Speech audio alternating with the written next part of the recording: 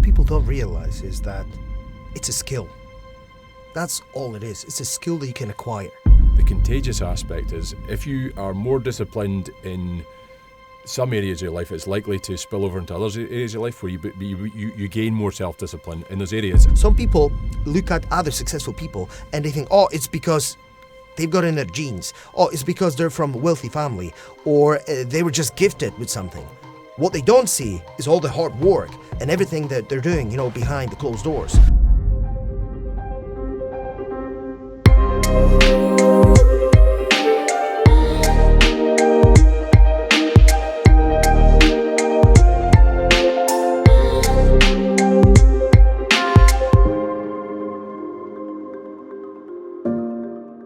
So today, we're going to discuss self-discipline. What do we have to do first? We have to define what self-discipline is so other people know what we're talking about. And in my mind, self-discipline is ability to control yourself for extended period of time. You could define it as self-control in a moment, but I think that what we want to discuss today is how do we use self-discipline in order to achieve goals, in order to become successful at anything in your life.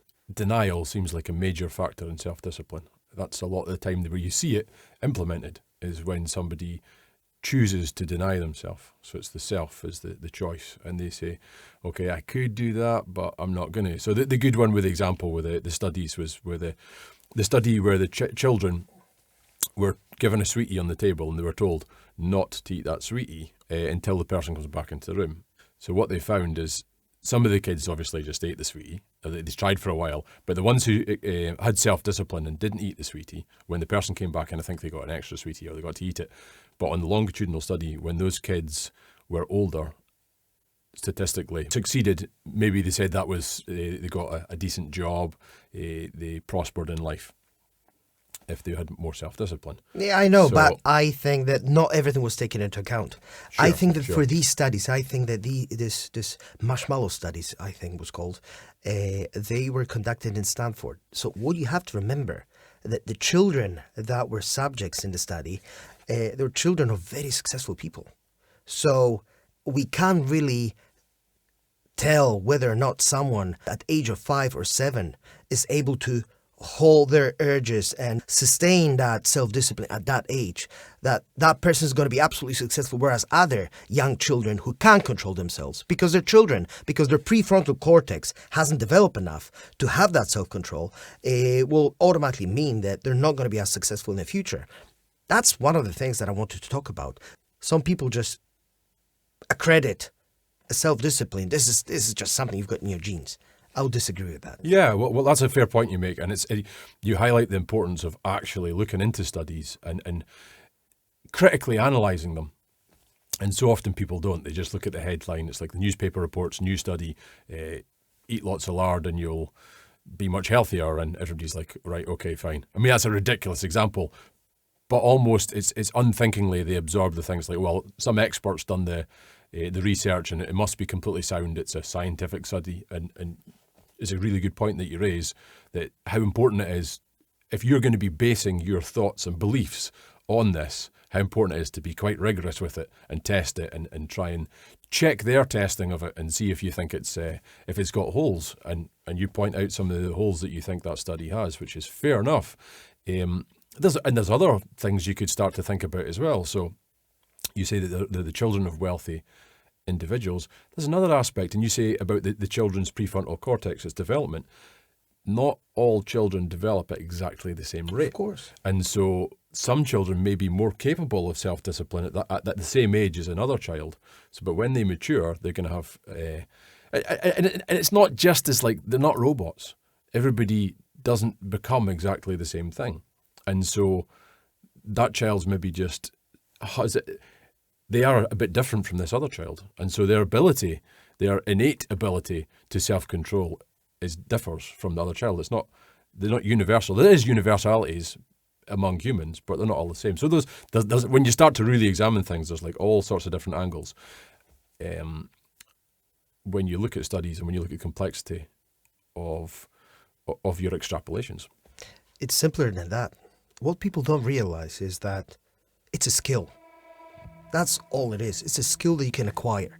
Some of us learn to acquire these skills from our parents. If you come from wealthy family, if you come from a really highly educated family, your parents are able and familiar with the way the human psychology works. And normally they will instill in you from the very young age these habits that will help you become self-disciplined and become successful ultimately. But it doesn't mean that if you're coming from the family that's less educated, that you're never gonna be able to have self-discipline. There are many examples. I know of people who in their teens, they were all over the place. They couldn't focus on one thing. They weren't disciplined at all.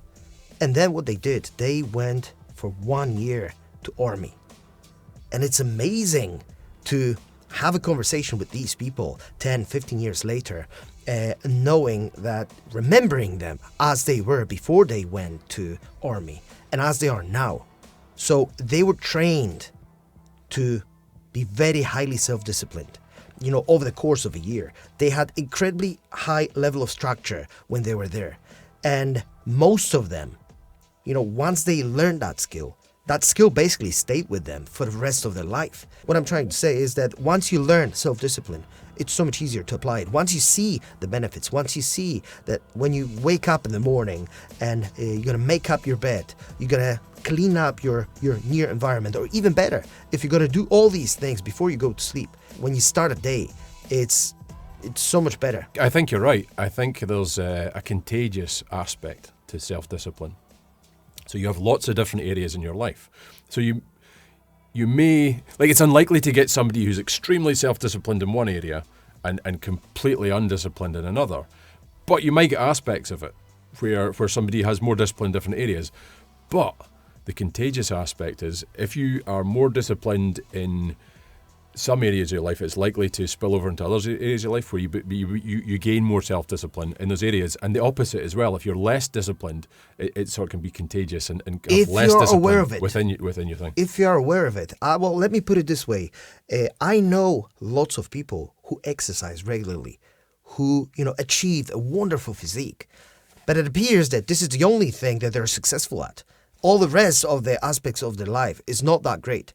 There aren't very many of those people, but I think that these people didn't realize, or don't realize at this very moment, that they can actually tap in to that ability, to that consistency, to that self-discipline, and transfer that self-discipline into any other area of your life that you want to apply it to. There's an aspect of awareness. So when I started exercising regularly, I didn't really, you wouldn't call me a typical self-disciplined person, because I wasn't at the time.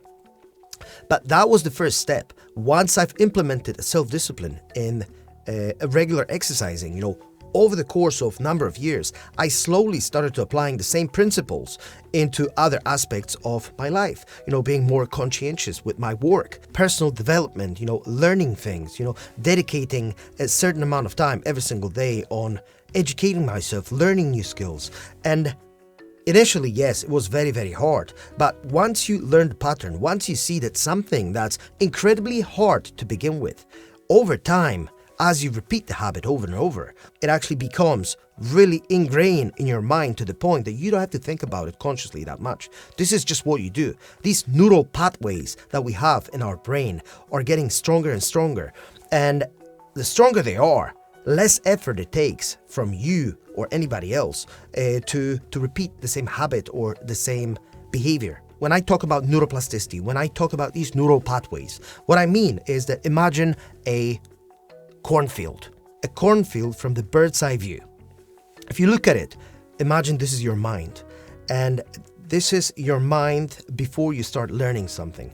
As you start practicing a new behavior, as you start learning new information, it's as if going through that cornfield, and the first time you go through, you're going to make a little pathway. The pathway is not going to be very wide and visible, but as you go over that pathway over and over and over, it will become more visible and over time become thicker and thicker and thicker. So that's representation of that neural pathway. So the thicker that pathway is, easier it will be for you to go from one point to another.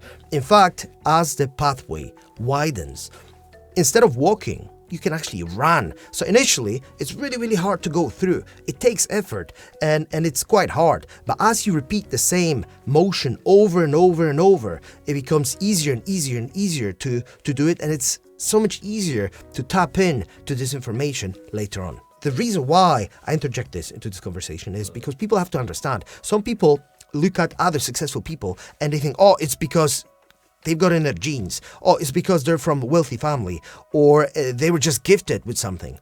What they don't see is all the hard work and everything that they're doing, behind the closed doors. So all you see is just the final product. But what I mean here is that the practice makes perfect. Practice makes you to appear as you're, naturally gifted in something. So these pathways are very, very similar. It's not irrelevant. It's relevant. But what we were discussing, as I remember it, was about. See, I was speaking about something else. I was speaking about the contagion aspect of self-discipline in your life. So if you become more self-disciplined in one part of your life, then it has an effect, a contagious effect potentially on other parts of your life. The same way with being undisciplined. You gave that example because you said that you had a friend. You had different friends who went for 1 year's national service into the army, so they had that structure and more discipline within that aspect of your life, and that it resulted in more discipline throughout their whole life. So you gave this example of this contagion phenomena that can happen to individuals. But then you gave an example, well, then you kind of shattered your example because you said you know this guy at the gym and he's really disciplined, but he's not disciplined in any other parts of I'm life. just trying to be transparent and honest because that's the way. Yeah, but the problem is, how would his life look if he wasn't disciplined in the gym? Had he not been as disciplined? So maybe it would be even less disciplined. So again, it's like, well, what is it?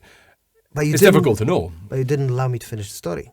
I talked to the guy and I've told him, well, listen, everything's going well here. How can you save a penny? How is it that you always, need to borrow money and do all these things?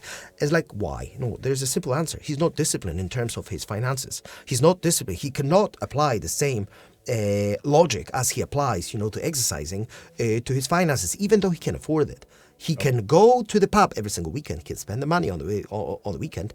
He can buy all these, he can spend £400 or £500 a month on a high-end car and spend all the money on luxuries, but he can't seem to save not even a penny. He's got all the credit cards maxed out. So I basically told him that maybe you should read a book.